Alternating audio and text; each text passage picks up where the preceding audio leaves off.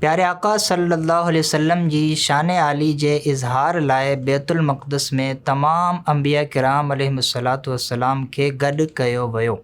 जॾहिं पाण सगोरा सल्लल्लाहु अलैहि वसल्लम हिते तशरीफ़ खणी आया त सभई सगोरा पाण सल्लल्लाहु अलैहि वसल्लम खे ॾिसी तमामु घणा ख़ुशि थिया ऐं नमाज़ जे वक़्तु सभिनी सगोरनि पाण सगोरनि सल्लल्लाहु अलैहि वसल्लम खे इमामत लाइ अॻियां कयो। पोइ हज़रत जिब्रील अलैहिस्सलाम संदन हथ मुबारक पकड़े अॻे वधायो ऐं पाण सगोरनि सल्लल्लाहु अलैहि वसल्लम सभिनी अंबिया किराम अलैहिमुस्सलाम जी इमामत फरमाई। सुभान अल्लाह, छा त ख़ूब नमाज़ आहे जो तमाम अंबिया ऐं रसूल अलैहिमुस्सलातु वस्सलाम मुक़्तदी आहिनि ऐं इमामुल अंबिया सल्लल्लाहु अलैहि वसल्लम इमाम आहिनि ऐं पहिरियों क़िबलो नमाज जी जाइ आहे। यकीनन काइनात में अहिड़ी नमाज़ कॾहिं न थी, न आसमान अहिड़ो नज़ारो कॾहिं ॾिठो हूंदो।